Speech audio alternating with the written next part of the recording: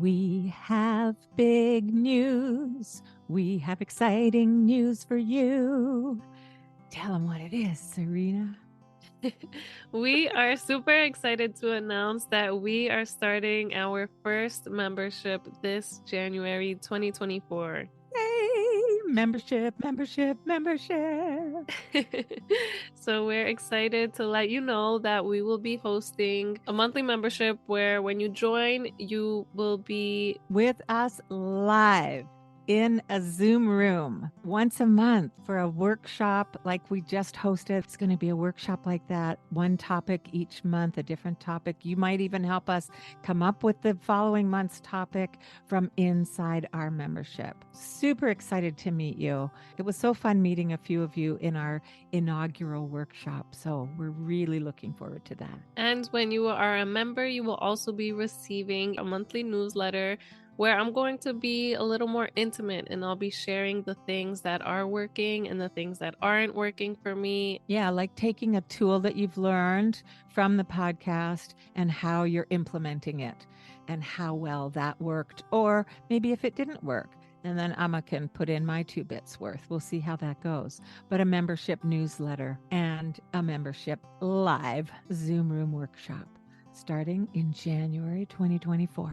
Can sign up through our Patreon link in the show notes, yeah? Yes, everything will be in the show notes, and we can't wait to see you there, listeners. We can't wait. Yay!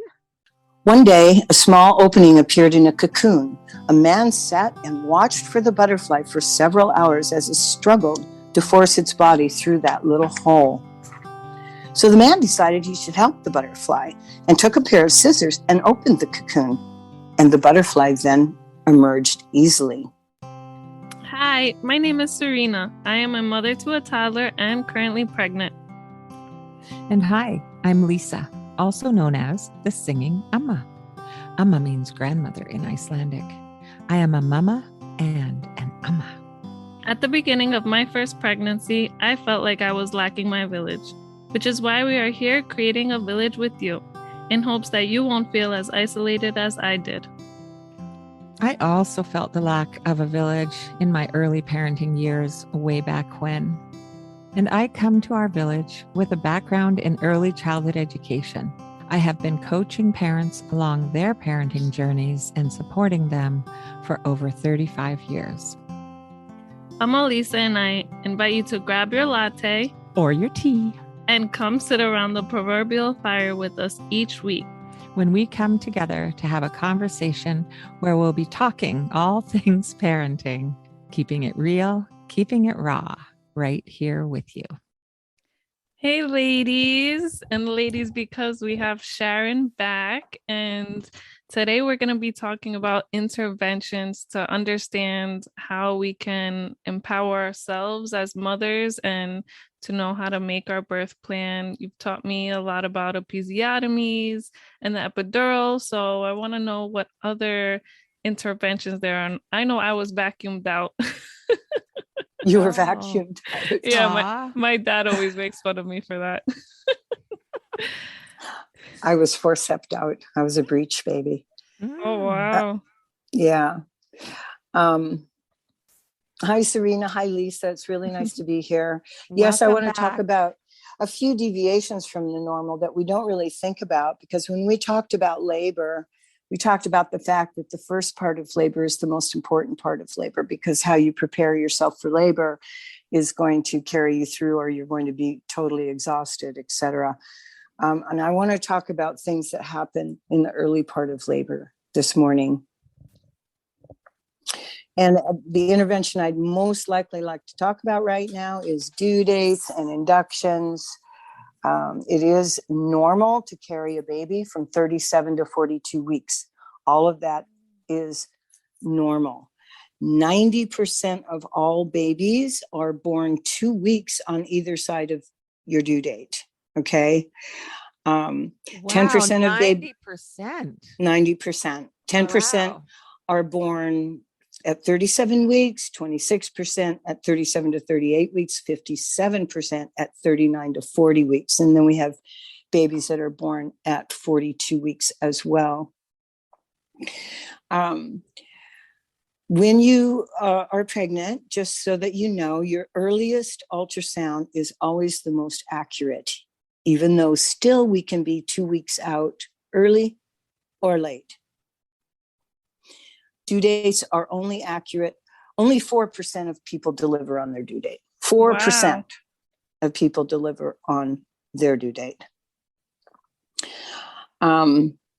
So I want to talk, because due dates are subjective, I would like to talk a little bit about inductions.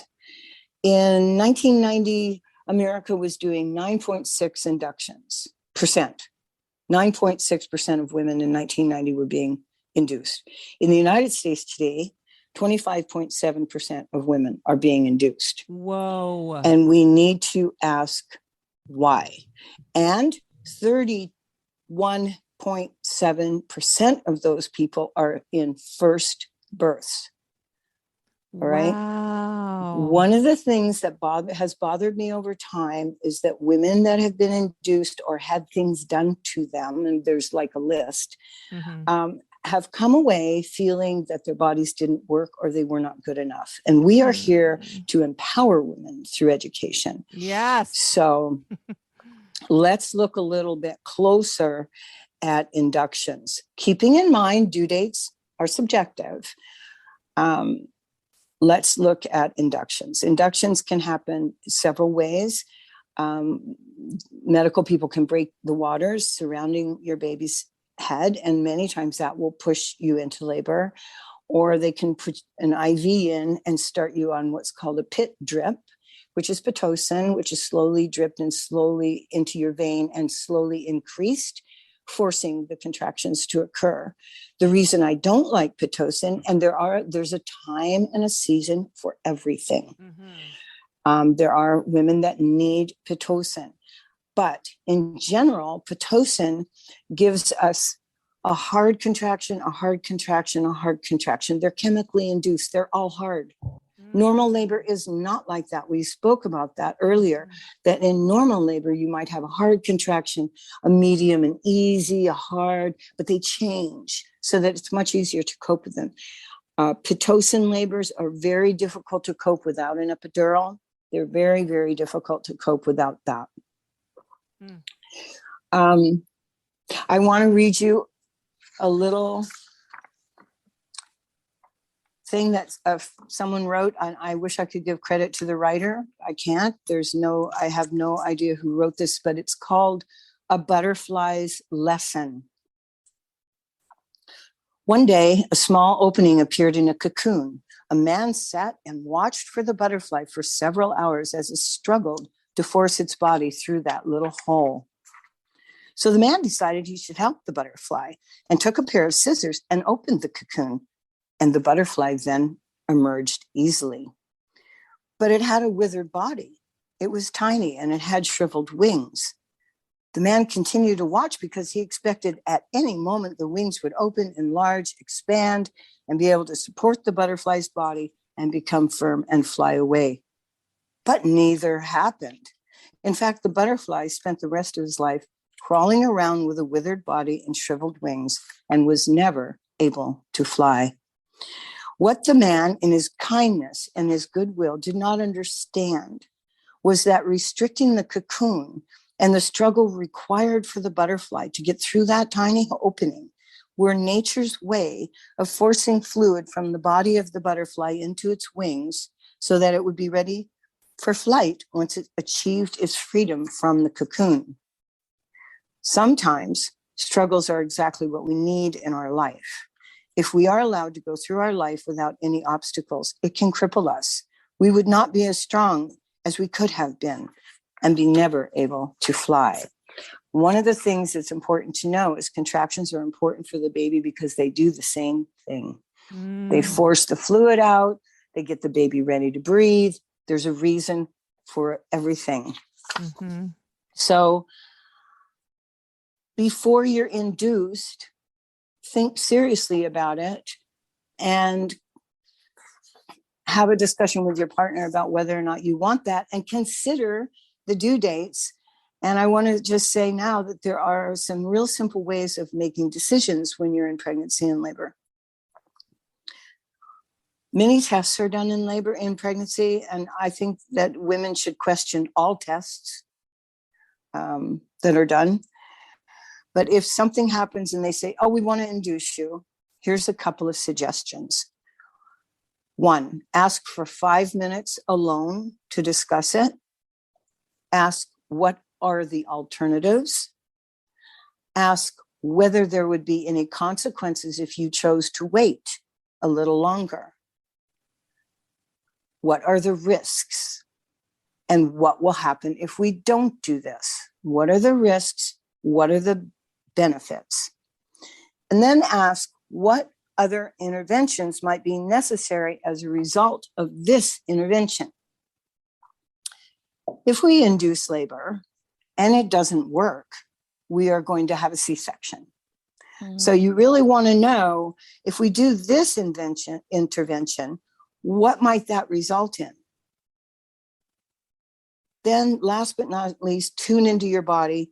How do you think your baby's doing?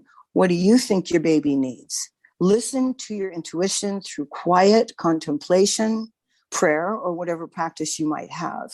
And if the situation allows, get out of the environment, go for a walk, get into the bath, change positions, anything for a fresh perspective.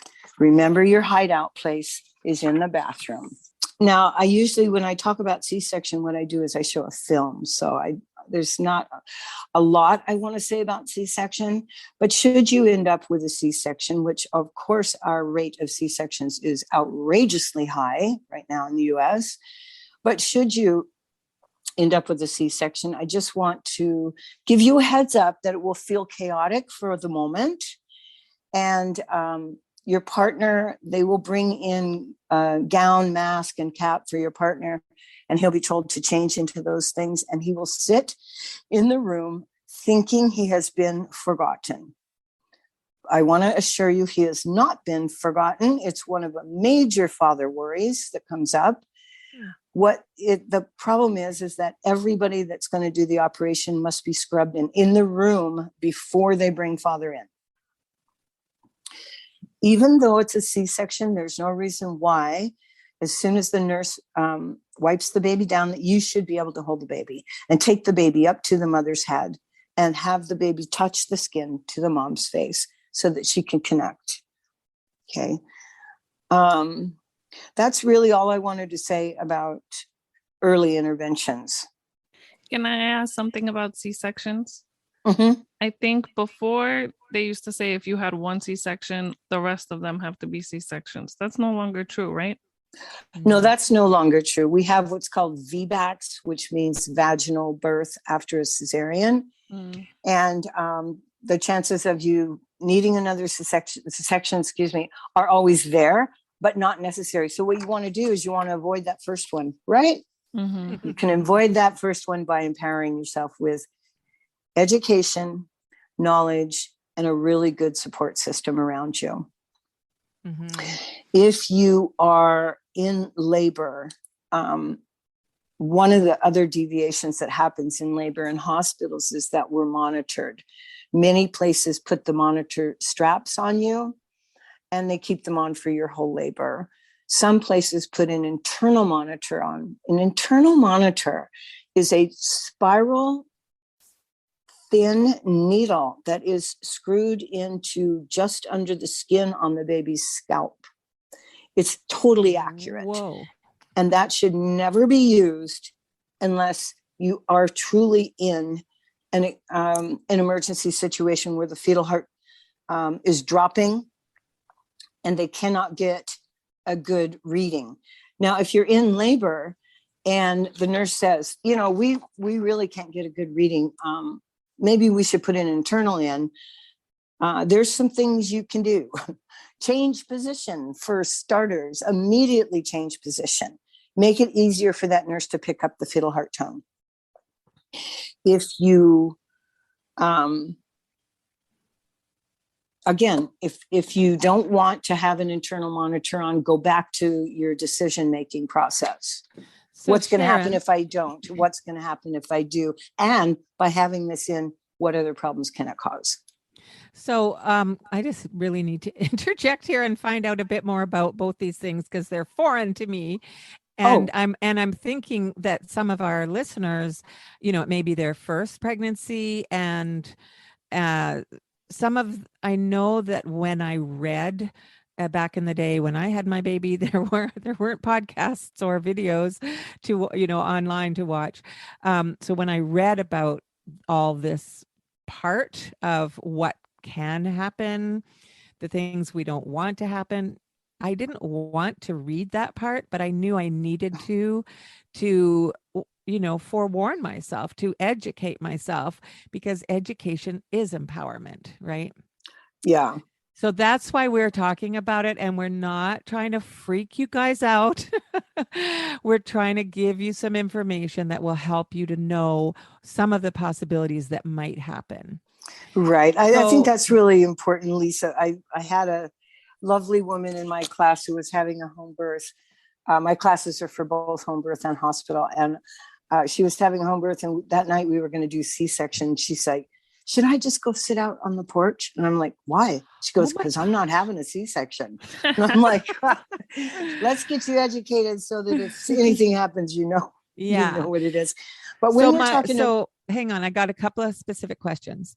The straps that you mentioned, can you just describe that for a first-time pregnant mom who's listening? Yeah, there's two straps that wrap around your uterus, one on the top, which is the fundus, which does the work, and that monitors your contractions. It shows up on a graph just like a wave, just like what we're talking about. Right. The other one goes lower, and that is to pick up the baby's heartbeat. And that is also shown on a graph in your room underneath the contractions. Okay. And in an earlier conversation, you said that there's a Doppler that they can, something they can use to assess you. There is a handheld monitor that's called a Doppler that can be handheld onto the woman for the period of time that they need to record the baby's heartbeat, and then removed. One of the things we need to remember is movement is one of the most important things to do in labor. And when you've got monitor straps on you, you're not going to get up and move. And when you've got an internal monitor on, you're not going anywhere. So the so that's going to slow down. Machine that's beside your bed, right? Okay. Yes. Now so my other question was about the internal. Do they do those very often? Those sound horrible. That sounds scary. Right? I don't know if I've ever heard of those, but I'm a little in shock over here. Sometimes there's a reason to put in an internal. Of course, if the baby is in distress. If the baby is in distress, I have seen on occasion where we call them fluffy women. Like heavy set? Yes. Okay. Come in and they cannot get the heartbeat. That would be another reason that they would. But if that happens, I would try everything else. Move, turn around, get upside down, whatever. Help them get that heartbeat, right? Help them pick it up. But the major problem with monitoring is you can't move. Right. Okay. So that means your labor is going to slow down. Okay. Again, thank you. If I have this intervention, what other problems can it cause? If you break my water and my labor doesn't start, what will it cause? It will cause a Pitocin induction. If the Pitocin induction doesn't work, what will it cause? It may cause a need for a cesarean. So every intervention should be questioned and take your time. Labor doesn't need to go like a speeding bullet car. You can slow it down. There are ways just to slow down, to make your decision. Don't feel pressured or rushed into a decision. And that to me also speaks to especially bigger hospitals or busier maternity wards where it's the nurses who are, they have X number of patients and they got to get to the next room and come on, you got to make this, and the doctors are going to show up just in time for the delivery. And, we can't waste his time because he's already here. And all that. that is so counterintuitive to labor. Right. It is. And a lot of nurses are now working 12-hour shifts. Oh, If gosh. they're very exhausted. But yeah, once again, it's back to don't go to the hospital too early, because when you come into the hospital, you're timed. It's written right down there what time you came in and how far along you are. And if you're taking a really long time, we just want to help you. Yeah. Mm-hmm. We just want to help you. So go in at the last minute, not the first contraction. I think we talked about that in early labor. Stay home, walk, rest, eat. Mm-hmm. How hard? Be where you're more comfortable, right? Be where you're more comfortable. And how can I tell that's a really strong contraction? If I look at you, Sareena, you're having a contraction and I'm asking you a question, I'm insisting that you answer me. And you can't. You just keep breathing because that's all you can do. Mm-hmm. I know you're in really hard labor. Really hard labor. If you're answering my questions and chatting with me during contraction, stay home. Stay home. Nothing's happening that fast. All right. What other goodies have you got for us? Well, some of the things, because I mentioned that I teach home birth as well. We talk about shoulder dystocia or posterior babies. Dystocia means stuck. Sometimes shoulders get stuck underneath the pubic bone coming out.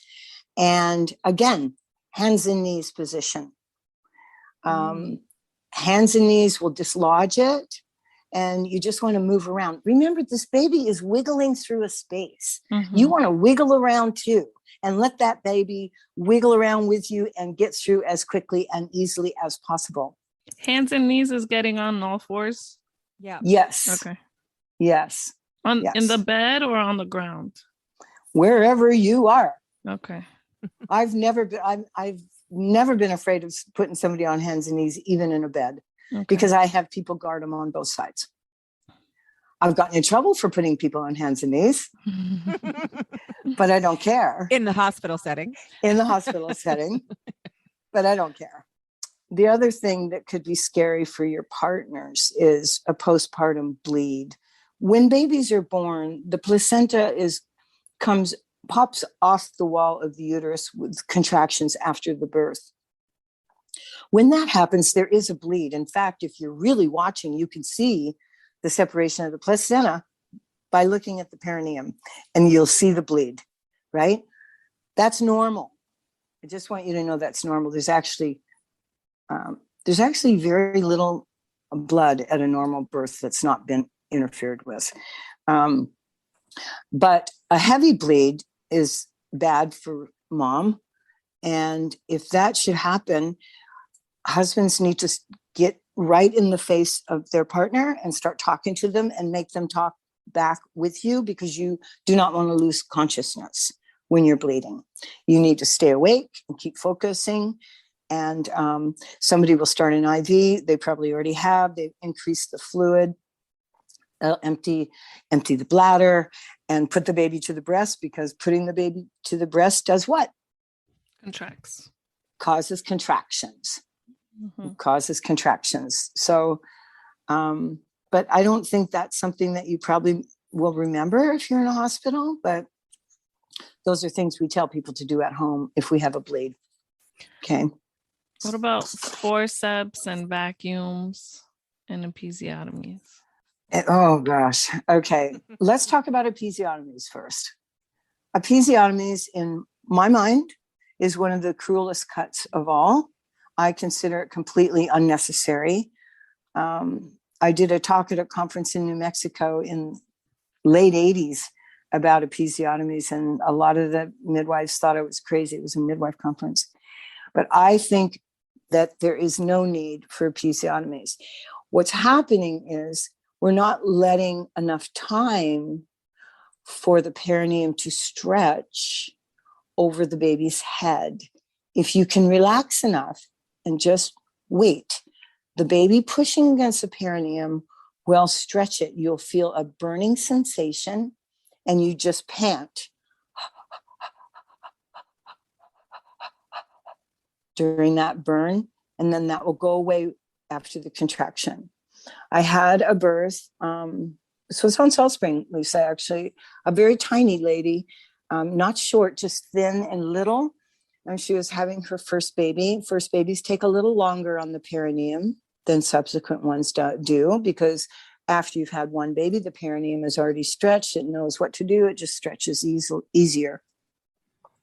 But this was her first baby. I had never done an episiotomy. I was totally against them. I had spoken against them. And we're at her house and she's pushing, and it's going on and on and on and on. And I said to her, I think I might have to do an episiotomy. And she says, that's okay. Just do it, whatever. Get the baby out. Is how we feel at the end, right? So I took my scissors and I tried to do an episiotomy, and I had never used them, and they were dull, and they just flipped sideways and pinched her and didn't do a thing. So I'm like, okay, I'll just hold for the tear. And keep in mind, the baby's heartbeat was fine throughout. And so I'm holding and holding and holding. And then all of a sudden, the perineum just gave way and the baby came out. Not a nick on her, not a tear at all. Wow. And that convinced me beyond any doubt that episiotomies are useless. Also, it's been studied and shown that a tear will heal faster with less pain than a cut. And the reason for that is most episiotomies are done too soon. So the skin is thick. So when they cut, they're cutting through layers of muscle. And that's harder to repair and much harder to heal from. And just for our listeners who are listening into this episode and haven't listened to prior ones in our series with Sharon, the perineum is that skin just bottom of the vaginal opening. And it's the part that is the muscle that stretches very, very, very thin. Yeah. The skin that stretches thin. Yeah. Do you encourage students to do perineal massages? Yeah, I think one of the nice things about doing a perineal massage, and I don't know how much it actually affects, honestly. Yeah. But yeah, we've been doing perineal massages since the 70s. One of the things it does is it allows a connection to touch. You get used to someone touching you. It's like a half circle on the perineum from side down towards the anal area and then back up to the other side and then back again with oil.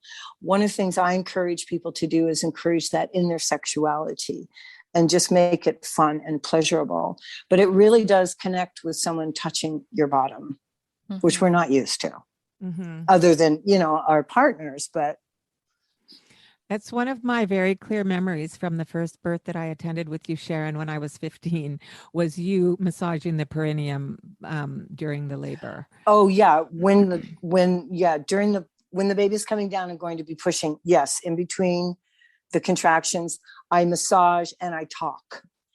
Feel this pressure, let go down here, relax right here. So it's really different, but it's very different at a home birth.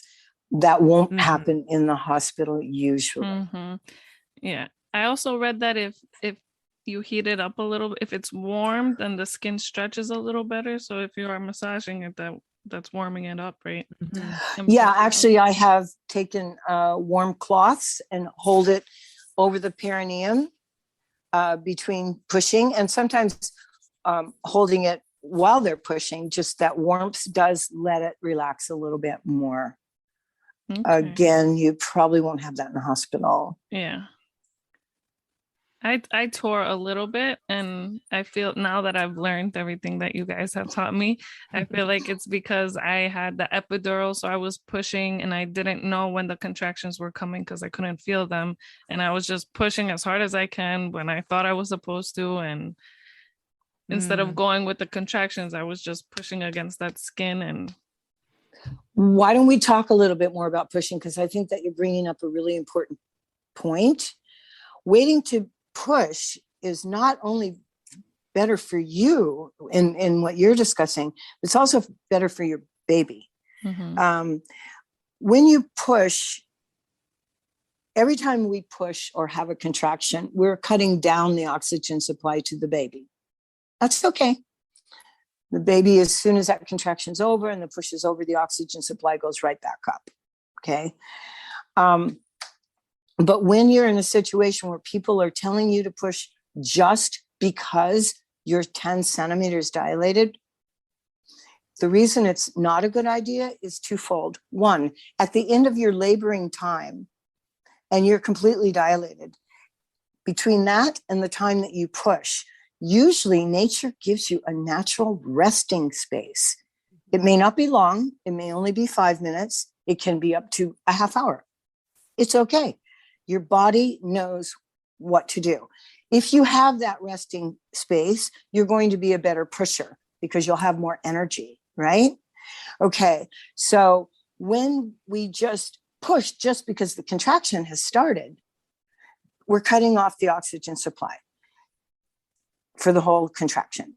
If we push when we feel the urge on that wave and stop when we don't feel the urge on that wave, we're cutting the oxygen supply to the baby for a very lot shorter time. Does that make sense? Mm-hmm. I shouldn't use my hands because that's no fair. It helps us. Excuse me. But not so much our listeners. So that whole piece there that Sareena brought up, that having an epidural, to me, this is how interventions all interconnect. Yes. Right. So having an epidural, because in Sareena's first labor, she's talked about how she didn't know what to expect. And so that's how educating empowers us as women to go through our labors, learning the breathing techniques to get through those contractions so you don't need that epidural. But having had the epidural, now she can't feel the contractions that are normally naturally happening in her body. And so the pushing is not effective. And so that's where there may be an episiotomy. That's where there may be, coming back to her question about vacuum or forceps or, all that stuff, right? That's right. Whereas if you empower yourself by educating and learning how to get through this natural process that billions of women have done before us, then we can actually avoid, to a huge extent, any of the medical interventions that may come at us. I do want to say one more thing about, because I think that the pushing is more important than people realize. There was a study done, and all the women that did less pushing than the people that did more longer pushing, their babies had fewer heartbeat decelerations. The women experienced way less fatigue, and infants in the group also had higher APGAR scores and better umbilical cord serum pH levels, which we can talk about on another podcast. So the researchers concluded through this study that rest periods prior to pushing and extending the labor time, which is fine, did not adversely affect either the mother or the infant. Which brings us back to the butterfly story. That's correct. The natural going through that birth canal with those pushes, from the mama, working her body the way her body wants to work, that brings out the healthiest. It's about letting labor unfold naturally instead of trying to control it. Yes. Mm-hmm. 100%. Yeah. Did you want to say anything quickly about the forceps or vacuum? Forceps and vacuum are the same thing. They're to remove the baby mechanically. They work in two different ways. Forceps, which I usually show I have forceps. I usually show it. They work in different ways. Forceps are inserted into the mother's body around both sides of the baby's head, like salad forks, basically pulled together, and they pull the baby down and up, which is how babies are born, right? Down and up. Okay. A vacuum is like a little water Dixie cup turned upside down, and it's put on the baby's head, and they pump it up, which creates suction, and then they pull on that. I've seen some incredible damage from vacuum extractions, and because they are vacuuming up a spot on the baby's head. Again, there are times when it's necessary. If your baby is in major distress, you want that baby out right away. As soon as the baby is born, the cord then transports oxygen into the baby. So even baby that's in distress, once it's born, it's starting to get oxygen immediately again. All right. The main thing I want to say about labor is don't cling to anything and don't reject anything. Let come what comes and accommodate yourself to that, whatever that is. Look on all of it as equal and make yourself comfortable with whatever happens. Don't fight what you experience. Work with it. Don't try to control it. Work with it. And if you need any of these interventions, the doctors will give you an explanation to why, and knowing that you can ask the questions and understand what's going to happen if I get this intervention, that is very empowering. And if you are a first-time mom going into it, you have just no idea. So just hearing this and learning about what possibly could come down the road is very empowering as well. The part about questioning why they want to do something is massively important, because when they say we're going to put you on a drip to get your labor started, they don't tell you that that may lead to X, Y, and Z future interventions that they will have to do because your body is forced into labor. Exactly. And if you have, if you know how to make those decisions in labor, then you're better off because you know how to question, politely question them, and they will answer you. They will, if you ask them, what could this lead to, or what will happen if I don't do this? So much information here. And this has been a really long episode. So we're going to wrap this one up unless you have anything, just a last bit to share, Sharon.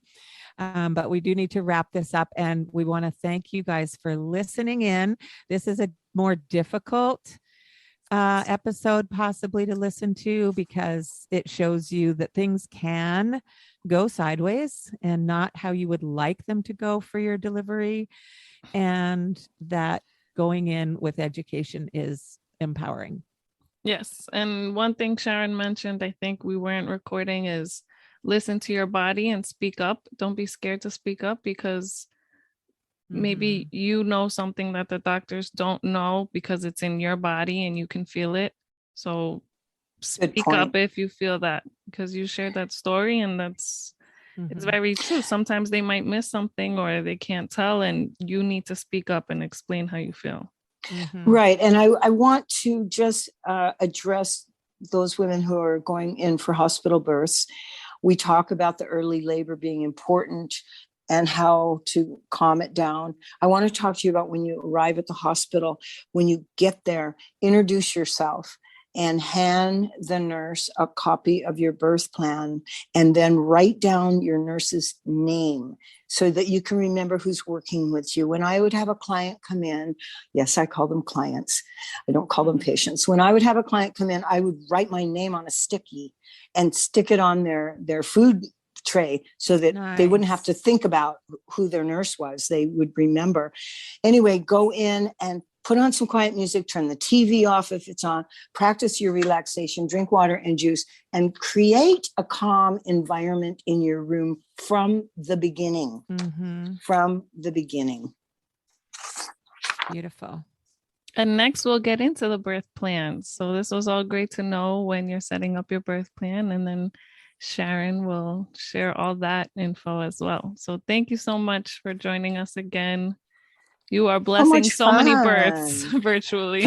And I just want to point out here that these are little, even though today was a longer session, these are tiny little snippets from Sharon's wealth of knowledge. And we are working towards sometime in the near future, towards offering Sharon's full 6-week prenatal classes via Zoom from your own living room. So, let us know if that's something that would interest you. Send us. That sounds exciting. Yeah. I just want to leave you with this thought. Your 3 best doctors are faith, time, and patience. And the best thing you can do for yourself is educate yourself. A friend, Natalie, said this: something I have been keenly interested in is how come women today are so afraid of the pain of childbirth? How come they seek more informed consent when buying a stereo or hair dye when they do having a baby? Yes. How come we blindly trust doctors so much? How come when I tell people that my second child was born at home unassisted, they shriek in horror when I view it as the most empowering day of my life? When did birth become a drive-through movie? That's incredible. Thank you. Thank you for listening, everyone. And thank you for allowing me. Thank you so much, both of you, for allowing me to share the knowledge I have acquired. So much of it not from books. So much of my knowledge has been women having babies teaching me. And I'm so grateful for that in my life. We are too. Okay, so this was another great, very informative episode, and I think it's almost one of the most important episodes in the series because it's important that we are educated to feel empowered going into this. So the things that I want you to take away from this episode is, number 1, ask. Ask for 5 minutes to discuss with your partner or support person if this is what you want. Ask, what are the alternatives? Ask, what are the consequences or risks if you get this intervention done? Ask, what if we don't do this? And ask what other interventions might have to be put in place if we do follow through with this intervention. So make sure you ask. And it's okay. Don't feel like you're stepping on any toes. It's your body. It's your birth. And you have all the right to ask these questions. Then number 2, anything that happens is okay. So if you weren't planning on getting an epidural and then you get an epidural, it's okay. If you weren't planning on having a C-section, but then you need a C-section, it's okay. If you didn't want to be induced, but you've asked your questions, it's okay. The most important thing is getting the baby out safely. And number 3 is the perineum is forgiving skin. So in the case that you are having a natural birth, try to breathe and relax. After this transition, your body will push that baby out. And we've heard that that's true because people can have a baby when they're in a coma. So your body's going to get that baby out. And after transition and those hard contractions, it's going to change. And that's very relieving to know.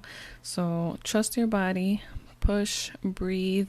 And when you feel that burning sensation, pant. And then some quotes that were just mentioned that I really enjoyed were, let labor unfold naturally instead of trying to control it. Listen to your body and speak up.